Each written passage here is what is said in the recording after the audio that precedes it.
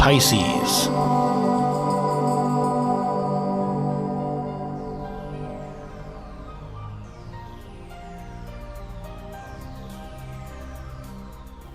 Hello Pisces, this is your October forecast for 2015, and as you can see, I'm not on camera this month. I had a big smear on the lens and then did not notice it after I had taped the 8 first videos, and so they were spoiled, all of them. So starting over again here in the studio, but I hope you will bear with me, but at least we have better sound quality here with professional equipment. So listen, it is a fabulous month. It is just a big, long lineup of transits, aspects, which are just fantastic. And it's coming in so timely right after this eclipse here on September 27th, 28th. And as we know, eclipses yanks out those things, those portions of our life, which are nothing but like dead branches, actually. So it prunes us back so that we can be open and have room for new opportunities. And so timely, and by no coincidence, here we have October back to back, like a domino game with aspects or transits that are just going to fling open new doors. So get your pen and your notepad out and let's talk about them. But before I get into the aspects, I want to mention Venus. Venus has been lingering here for you in your 6th house for your daily routines. So some of you have really had time to kind of step back and look at and view at how you're managing your time. It's a time management thing, organizing it, restructuring it, and so forth, especially when Venus was retrograde, but she's direct now. And I think some of you have really got a better grip, better handle, should I say, on time management, which is really going to behoove you with now what is coming up, because you're going to be on the superhighway here, full speed ahead with all these new opportunities coming in. Now, on the 8th, Venus is going to move out of Leo and into the sign of Virgo, and Virgo is the opposite sign of your house. And so what this is going to do, Virgo is very practical. It likes also to organize. So there's a little bit of that organization that's going to continue on for you, because the 6th house, where it's been for several weeks, is ruled by Virgo. So you're still going to have a flow of it. But the 7th house is all about love, relationships, committed relationships, partnerships, not necessarily just with your significant other, but anybody that you work with or partner up with one-on-one. It could be an agent, a broker, whatever. But this is where you're going to see that a lot is going to take place here in October. You can come to expect being approached by people who want your services, or it could be you reaching out too, to expand your services. And we will see that Venus is going to be meeting up with none less than Mars and Jupiter in this area. They're all going to connect. They're all going to merge and blend. But the best yet is that they're all going to be connecting to your pivotal point of transformation, which is Pluto. Pluto is death of the old and rebirthing of the new. So talk about having an eclipse and then having these beautiful planets all lining up in a perfect aspect to Pluto. That is rebirth. That's the beginning of the new you. And your Pluto's in the 11th house. So somehow, some way, it will come to show up in the area of your maybe social media, groups or organizations. It's the area of your hopes and dreams. So you will see how these are really going to flush to the surface here this month.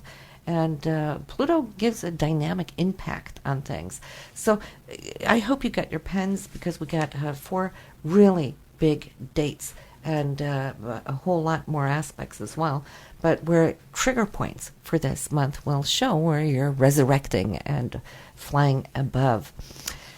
So Mercury is direct on the 9th, so we can say that anything before the 9th, you can communicate, negotiate, all those things, but we still want to hold back and refrain from signing any contracts unless you absolutely have to. And sometimes the show has to go on, but if you can refrain, especially this Mercury retrograde for you, because Mercury is in your 8th house of money and finance, not your month-to-month income, but this could be contractual things or royalties, commissions, and so forth.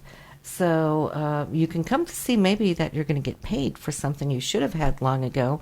The retrograde can bring that into the surface, which is good news in itself.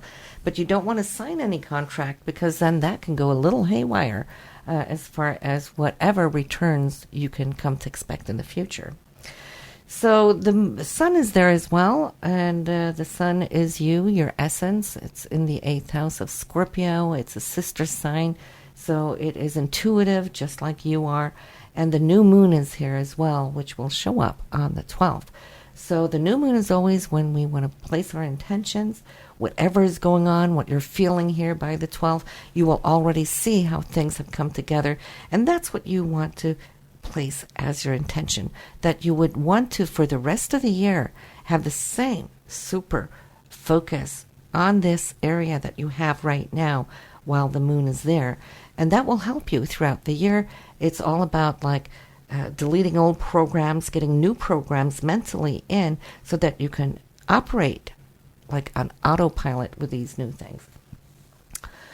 Then we have Saturn has now moved out of your 9th house. You've been growing and expanding for 2.5 years, but now, dear Pisces, it's all about showing it to the world.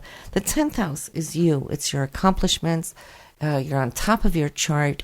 Saturn's all about structure and your inner mastery, your inner security and foundation. And it being in the sign of Sagittarius means that you have goals, long-term goals. Saturn's going to help you stick to this over the next 2.5 years. And what you've been working on the last 29 years, this is really come to fruition now. You started on a journey back then. Here we go. A new big step. For those of you who are coming into your second Saturn return, will see this, especially. But okay, we're going to start top of the chart. We have on the 6th, Sun and Pluto. That's the essence of who you are. You're kind of wondering, how do I do this? The eclipse has just been, this is where I'm at, but where do I go with it? Because the rest of the month of October hasn't really shown face yet. So you're just coming out of that eclipse. You know that the change is upon you, and you're kind of like, okay, now what? And then already on the same day, see, we got 3 transits on the 6th. That will be Mercury and Saturn. Mercury in your 8th house, Saturn in your 10th house. Having a discussion, a negotiation, that can be with you, with an internal conversation with your higher self, your guardian Saturn there, or it could be a physical person or entity that will want to speak with you about your finances. Then we have on the 6th as well, Mars and Neptune in opposition. Now, this is not a difficult, as I see it, opposition. This has to do with the dream you set out to pursue last summer when Mars was conjunct Neptune. You saw something and you started developing it. Now that Mars is opposing it, it's having the full grand overview on how far you've come, what you've mastered thus far. As far as I can see, you're feeling really good about this, and it's giving you navigation how to move onwards. Now, Neptune and Mars for you is the 1st and 7th house. So Neptune, your vision was all about you now, your personality to come out with your creativity. And Mars now in the 7th house is how you interact with people that you work with closely, one-on-one. And of course, it's your drive and ambition. And on the 11th, here's that first key date, Jupiter in your 7th house. And we know how Jupiter expands everything, is very generous. It is trining Pluto in that 11th house. So it could be foreign contacts coming in, perhaps from some group or organization that will want to bestow upon you this beautiful trine. Now, Pluto can rule money. Just like Venus, but then in that case, it's big money. Jupiter is the gift from above, and it could come through a partner, which is the 7th house, maybe a broker or somebody you've worked closely with. Of course, it could even be your significant other. And this is going to relieve some of your tension or not really attention, but where you have been working, looking over your own personal finances. That's Uranus in that second house, and then the sun in the eighth house. So it's going to set you free from some change. It's going to liberate you, and I feel it's from that good news. On the very same day, you get Pluto and Jupiter trine. The link or the chain, the lock goes up, because you know that here from now on you can do things differently. On the 13th, Mercury is out of retrograde, moving direct, having that same talk or negotiation with whoever that was, either your higher inner guide here with Saturn or somebody in your career field.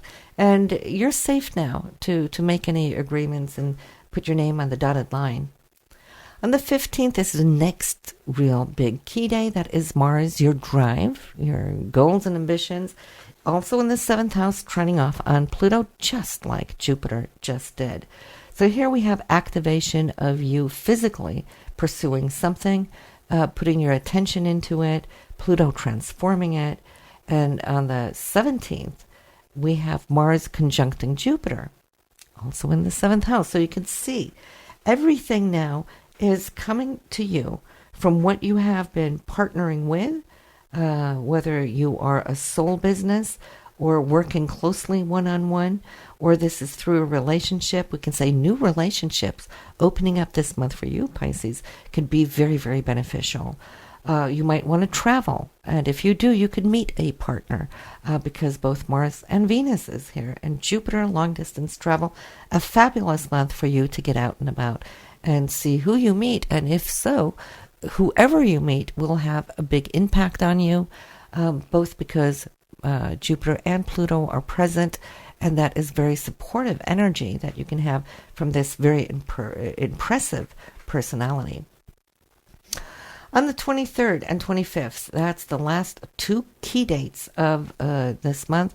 It is Venus and Pluto, which is love and passion on the 23rd. But then again, Venus rules also money and Pluto big money. So here again, I don't know what it is you're doing, but something is coming to you. It's going to be in your hand. It's a gift from God, I feel, or it could be a winning. Not saying that the 5th house is involved. That's more where we find winnings. But however, though, it's something I feel that hasn't come easy. It's something that you have nurtured, for a long time. And this is why it's coming now.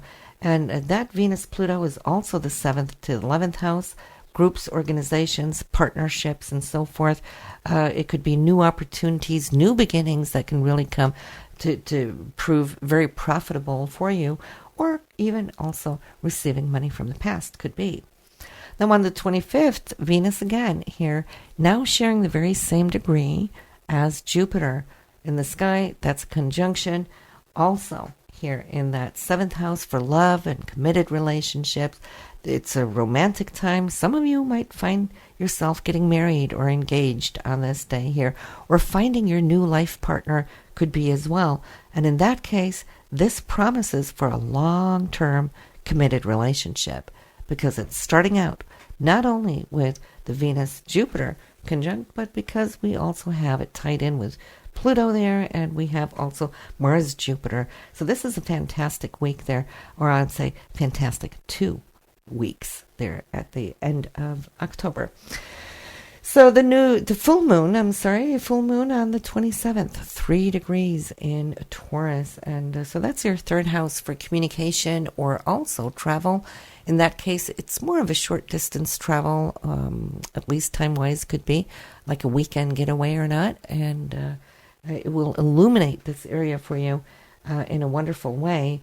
And it, too, within the first hours of this full moon, will come to trine that Pluto, and it will trine that Jupiter. So it's a big full moon on the 27th, and then comes Halloween, and some of you come to celebrate on the 30th, some on the 31st, but listen to this Halloween, Pisces, and especially for you, Pisces, because you're so creative.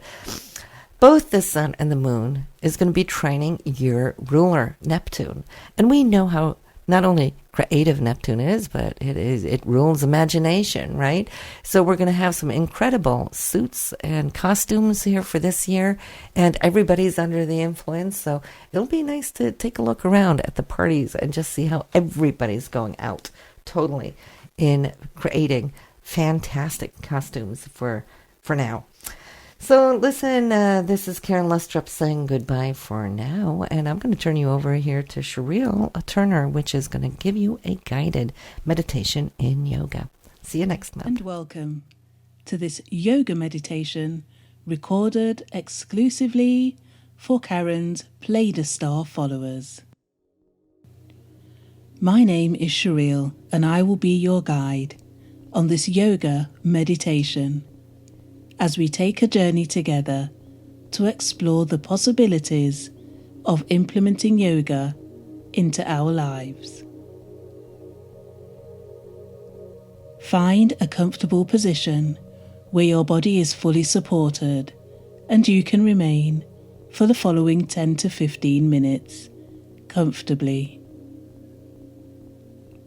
Focus on your breathing and allow your awareness to stay on the tip of your nose as you gently observe the air flowing in and out. And as you go deeper and deeper into a relaxation with every breath, you concentrate more on my voice. You pay attention to my voice only, listening very carefully to the suggestions I am about to give to you. These suggestions will help you to increase your daily activity and prepare you for yoga. Yoga is the practice of breathing into your limbs and muscles and allowing your body to surrender to a series of poses that help you to connect to your inner self. One thing that is very important for you is to allow your body and let it go permanently. You will continue to lead a healthy life as a result of this meditation, and you will do so happily and with ease. This meditation has been designed so that you will become confident in your body, allowing it to simply be during your yoga sessions. Through the practice of yoga, you will become lean and strong, vigorous and alert, with ease and comfort. You are about to become completely reconditioned, and you are keen to take on board any suggestions that I have for you. Although you're not forced to take them on board, it is always your personal choice. I know that you're looking forward to reconditioning your mind, to take in and replace your old beliefs with new ones, beliefs that allow your body to be exercised regularly through the practice of yoga. And as you continue to focus on your breath, noticing the in and out, the rise and fall of your chest, you feel strong enough to release any negative thoughts that may come into your mind in this moment.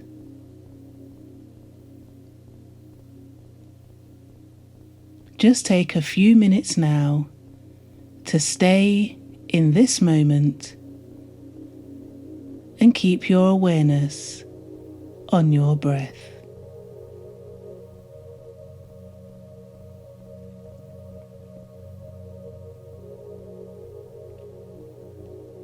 I know that you're looking forward to feeling like a new person, with new exercise and movement habits,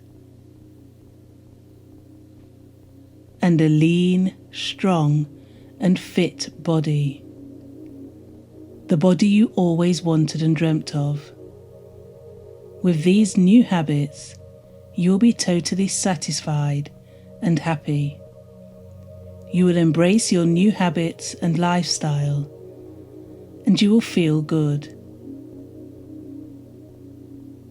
Now, in order to connect with your body and your breath in a synchronized manner, allowing yourself to enjoy yoga, allowing your breath to be at one with the movements of your body, creating a healthy way of being that will yield great benefits for you, both physically and spiritually.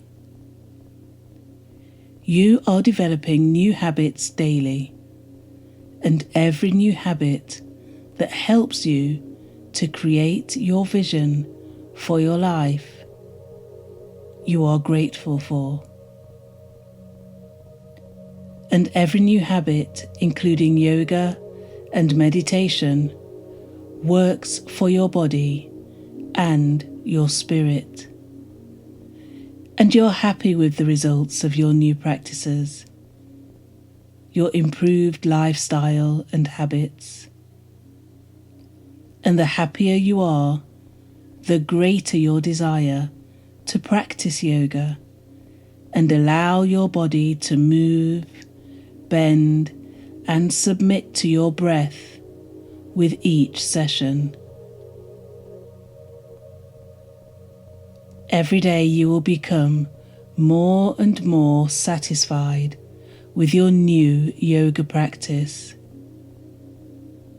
And this will encourage you to do better each day. You will feel better, stronger, and healthier with every new yoga session. And you integrate yoga easily into your daily routines, increasing your desire to improve your spiritual and physical connectivity. You are not concerned with the time it takes for your body to adjust to the new yoga poses, or the time it takes to achieve a lean body and to become strong and fit and healthy. You know that in time you will practice yoga with ease, becoming lean, fit and toned, and your body is grateful to you for making this decision, and you are choosing every day to take care of yourself, take care of your mind, body and spirit. In fact, you see yourself as a butterfly, preparing to emerge from a cocoon, and you are looking forward to spreading your wings and flying with your new beautiful lean and toned body, with your healthy mind, connected spirit, and improved lifestyle. And as you bring your awareness back to your breath, you are determined to remain on this newly found path, and you are pleased with yourself, feeling proud for making the decision to take this step forward. And now you simply need to relax and allow all of these suggestions to sink into the deepest part of your mind's eye, first as an image. I'd like you to imagine yourself starting your yoga session. An image of you being relaxed and enjoying the positive sensations that are coming up now associated with yoga. Imagine yourself practicing yoga daily, feeling better and stronger after each session. Imagine yourself at your most flexible. Imagine yourself allowing the breath to relax your muscles, to lengthen and tone, and allow the stretch. See an image of yourself, fitter, leaner, and more flexible in 1 year's time, with a greater connection between body, mind, and spirit. And your subconscious mind is now taking all of these suggestions and accepting them as it releases the old beliefs you once held there. And as the subconscious allows these new suggestions to settle in, it begins to change.